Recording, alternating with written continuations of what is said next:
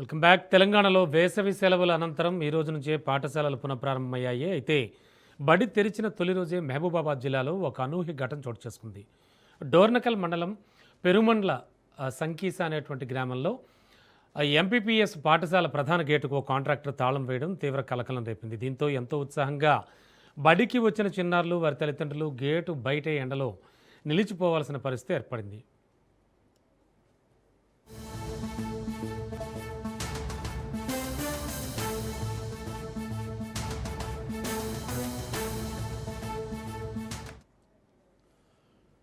మన ఊరు మనబడి కార్యక్రమం కింద 2 ఏళ్ల క్రితం ఈ పాఠశాలలో సుమారు 40 లక్షల ఎంతో కొత్త గదుల నిర్మాణం, మౌలిక వసతుల పనులను కాంట్రాక్టర్ రామనాథం పూర్తి చేశారు. అయితే పనులు పూర్తయి చాలా కాలం గడిచినా తనకు రావాల్సిన బిల్లుల్లో ప్రభుత్వం కేవలం 7 లక్షలు మాత్రమే ఇచ్చిందని, ఇంకా 33 లక్షలు బకాయి పెట్టిందని ఆయన ఆరోపిస్తున్నారు.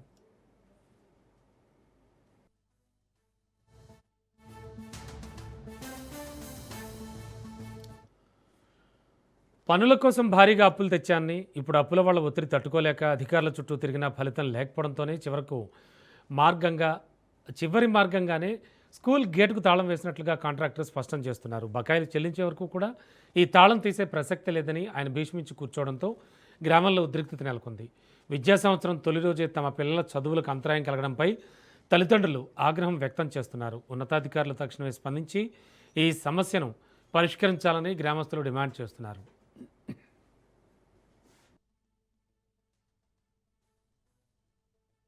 2 సంవత్సరాల క్రితం అగ్రిమెంట్ అయింది. 40 లక్షలు ట్రస్ట్తోని శాంక్షన్ ఇచ్చిండ్రు. టెండర్లో మాకు వచ్చింది. కంప్లీట్ చేసినాం. స్కూలు కూడా సంవత్సరం అవుతుంది. ఇప్పటి నుంచి మాకు ఒక 7 లక్షల రూపాయలు వచ్చినాయి. కొంచెం డబ్బులు రావట్లేదు. తిరిగి తెచ్చిపోతాను. అసలు అప్పులు ఎక్కువైనాయి. ఇంట్రెస్ట్ ఇచ్చిన వాళ్ళు, వడ్డీలకు ఇచ్చిన వాళ్ళు ఇంటి చుట్టూ తిరుగుతున్నారు. ఇక మా పరిస్థితి బాగలేక తట్టుకోలేక పరిస్థితిలో స్కూల్ తాళం వేయటం జరిగింది.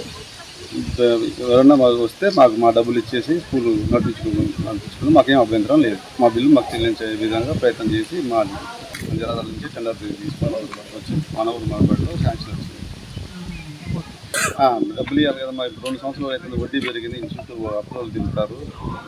మరి మేము బతికే పరిస్థితి లేదు. వాళ్ళు మమ్మల్ని ఇంటికాడ కూడా ఉన్నాయి చెప్పి అంతే. 7 లక్షల రూపాయలు వచ్చినాయి. 40 లక్షలు.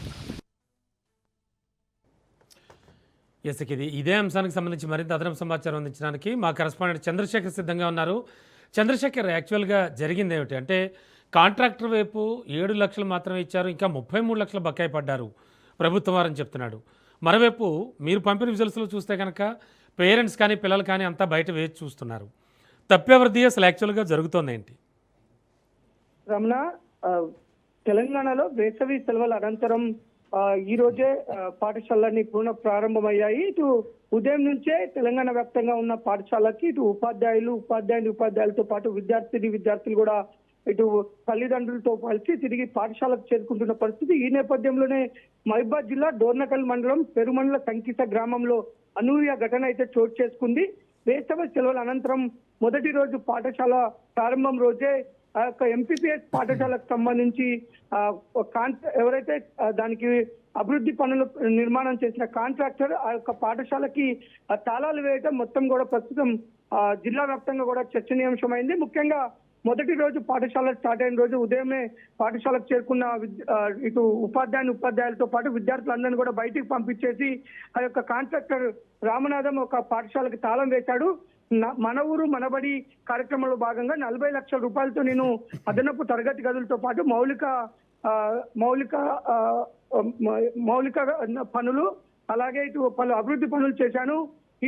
నేను చేసిన మౌలిక సదుపాయాల కోసం 40 లక్షల రూపాయలు టెండర్ దక్కించుకొని అటు అదనపు గదులు నిర్మించాను. మౌలిక సదుపాయాలతో పాటు కొంత అభివృద్ధి పనులు చేసినప్పటికీ 2 సంవత్సరాలు దాటినప్పటికీ నాకు డబ్బులు చెల్లించగల అధికారులు చాలా ఇబ్బందులు గురి చేస్తున్నాడు. నేను అప్పు తీసుకువచ్చి అధికారులు చెప్పిన పనులన్నీ కూడా నేను టెండర్ ప్రకారం పనులు పూర్తి చేశాను.